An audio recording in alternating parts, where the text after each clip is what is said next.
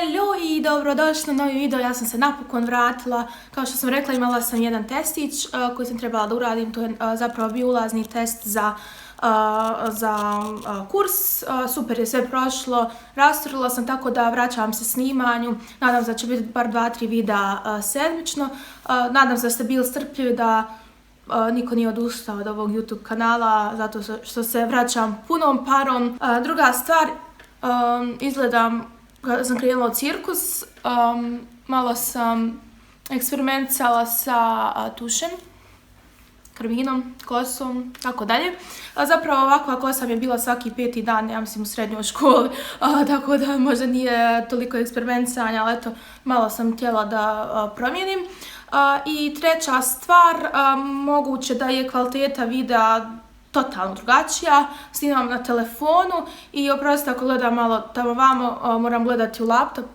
Trenutno imam improvizovani, malo reći improvizovani tripod, budući da sam sada u Beču i tamo sam koristila sestrinu kameru, sada koristim žicu za veš, da. I stativ koji je namijenjen za biciklo, odnosno za onaj prednji dio bicikla, tako da sam to iskombinovala, ali dobro, trebate se i snaći. Kao što ste mogli vidjeti na storiju, ja sam bila u shoppingu jučer, dakle čim je završio test, ja sam otrčala u prvi tržni centar da skupim nešto, jer da se počastim, of course. I kupila sam ovu kesu, koja je prazna.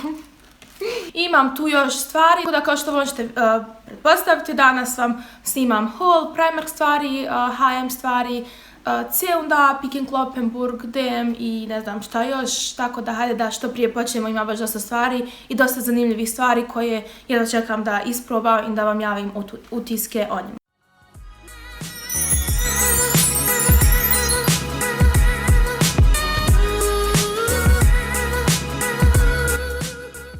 Apsolutno pojma nemamo odakle da počnem, ali evo, prvi je ovaj ulov u Peek & Cloppenburgu. To je prodavnica koja prodaje različite brendove od, ja mislim sve one fancy, Guess, Armani, bla bla, milion ih ima. Mi smo ušli da pronađemo mami haljinu. Ja sam slučajno naletila na ovu stvar, bilo je neko čak i sniženje, tako da sam super prošla. Možda ovo čak i nije za, ne znam kako da vam pokažem, možda ovo nije sada za, mislim nije definitivno za ovo vrijeme, budući da trenutno pada kiša, pljušti, nadam se da ne čujete i da sam glasnija od nje, ali pokušat ću da se derem. Prvi je ovaj kimono koji izgleda ovako, ima ovako troftalne rukave sa ovim detaljem na kraju rukava. On izgleda ovako. Materijal je toliko lijep, ja vam opisati ne mogu, dakle dijelim kao svila. Skroz je dug, dakle ide skroz do poda. Ne znam kako da vam pokažem. On je bio samo 15 eura, dakle vidite ide skroz do poda, ima ovo da se veže na struku. On je bio 60 eura i snižen je na 15 eura. Marka je Jakes, ja prvi put čujem iskreno za nju. Predivan je uglavnom, već ga sestra rezervisala sebi za Tajland, tako da ću njoj odnijeti, ali definitivno čim bude suho vrijeme ja ću ga obući. Iskreno ja nisam osoba koja uopće osjeti hladnoću, tako da mogu i u haljini izaći zimi, da mi bude ono. Dalje, odšla sam u CA, trebale su mi jedne obične tajice.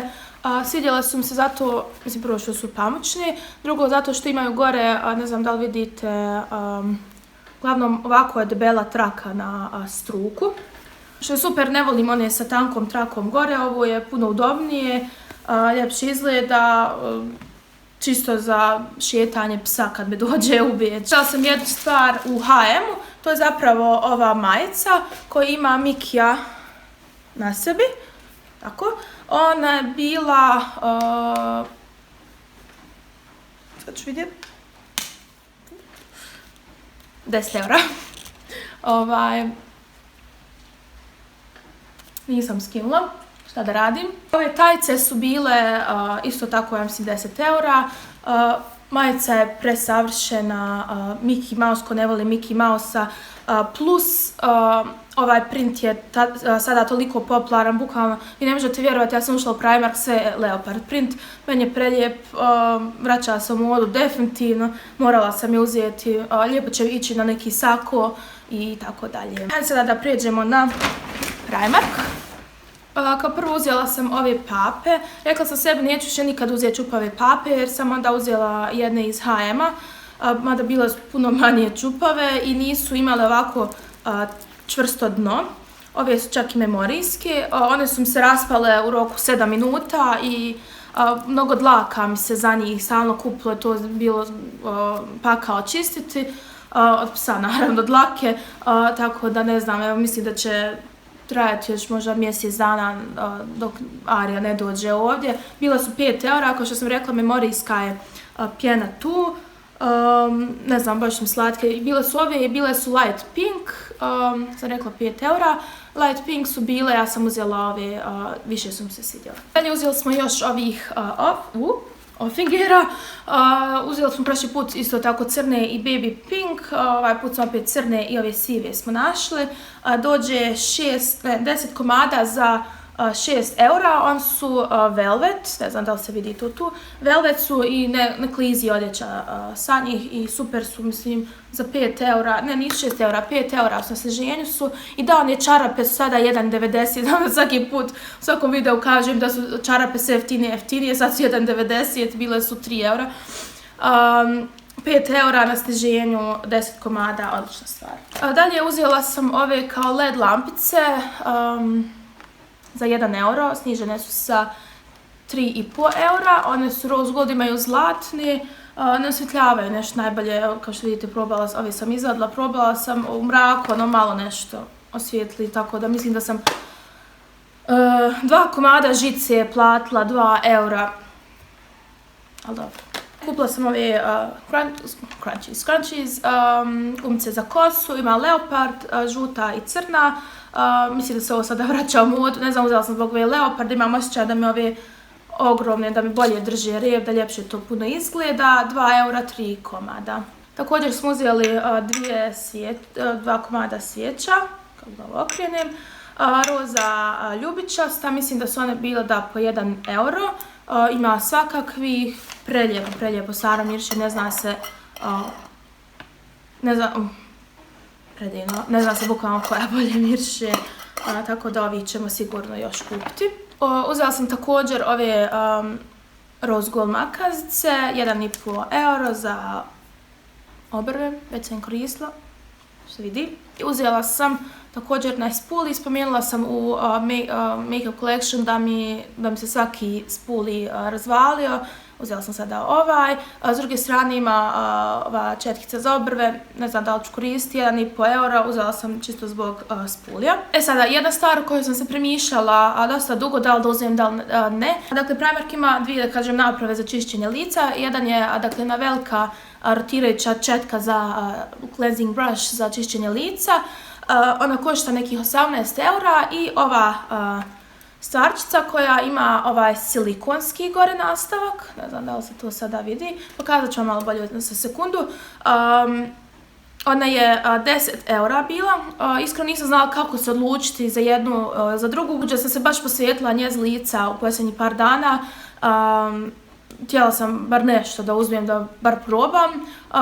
I kako sam gledala one reviews za Foreo koje košta jedno 300 eura, shvatila sam da je silikonski bolji zato što je više higijenski. Naravno ovo se može skinuti da se očisti. I silikon po svojoj prirodi ne može da uzgaja bakterije na sebi i zbog toga je bolji od one četkice. Iskreno nisam znala kakva je četkica iz Primarka, da li će mi oštetiti lice ili nešto, ovo je puno sigurnija opcija.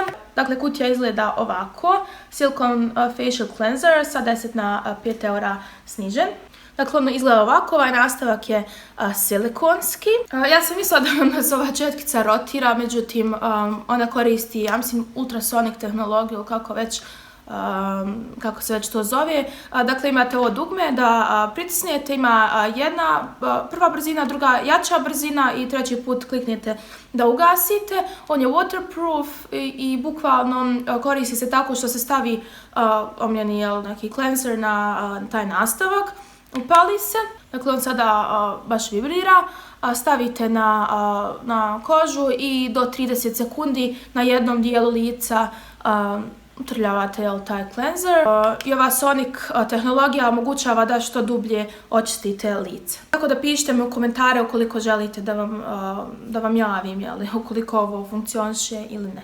Sada imam još nekih stvari iz Primarka koje sam kupila prije 2-3 sedmice kad sam bila u Beču, nisam vam ih pokazala, a super stvarno bile ulovi, mislim da ih još ima u Primarku, da možda za nekim nema potrebe, buduće su malo više ljetne stvari.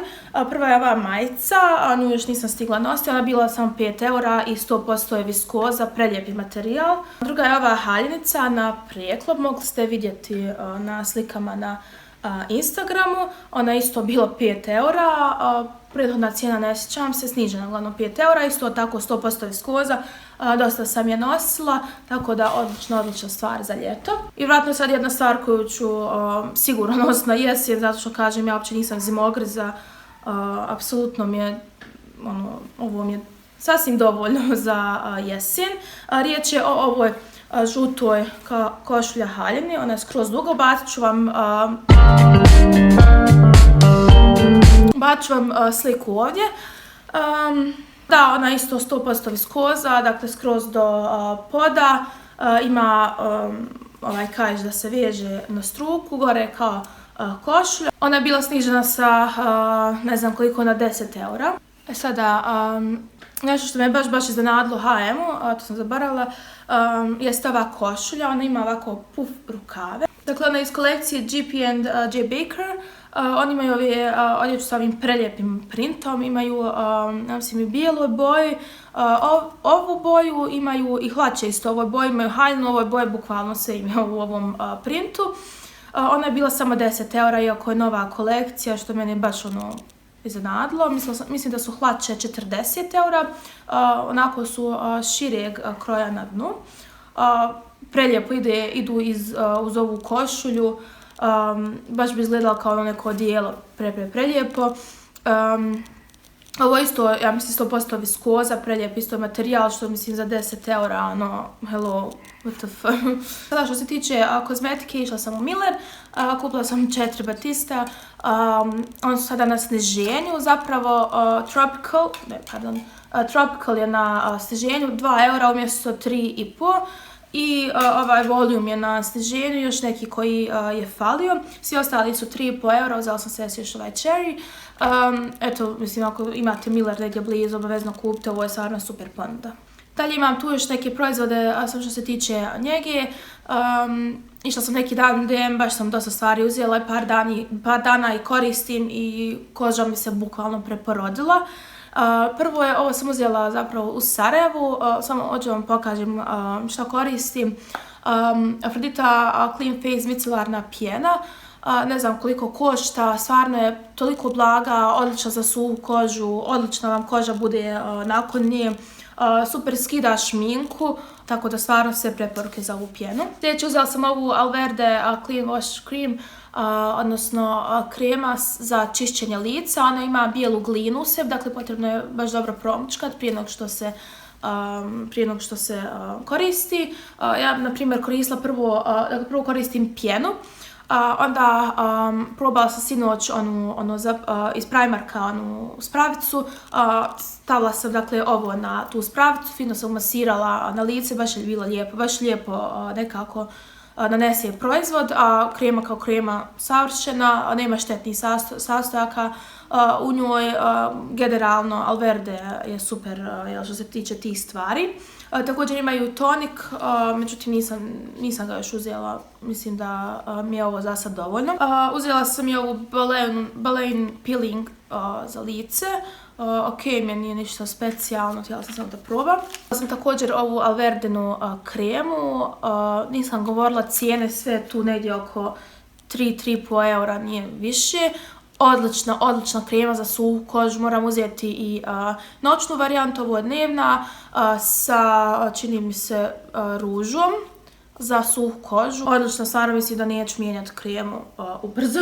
Uzela sam ove balejne maskice za suhu kožu i ovu za istresiranu kožu, jer sam bila istresirana dok sam je kupovala zbog tog testa.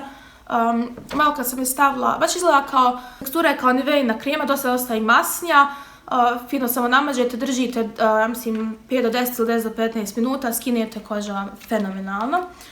U početku me prvi 20 sekundi me malo peckala, baš sam se prepala, ali prestalo je, valjda nije nešto štetno, nemam pojma, meni je baš super odgovarala. Na kraju uzela sam još ovaj Catrice Loose Powder, on je bio oko 5 eura, ok mi je, nije ništa specijalno, ali eto, ok mi je, trebao mi je kameni puder i riješila sam da uzmem ovaj put Loose Powder da probam i taj famozni baking.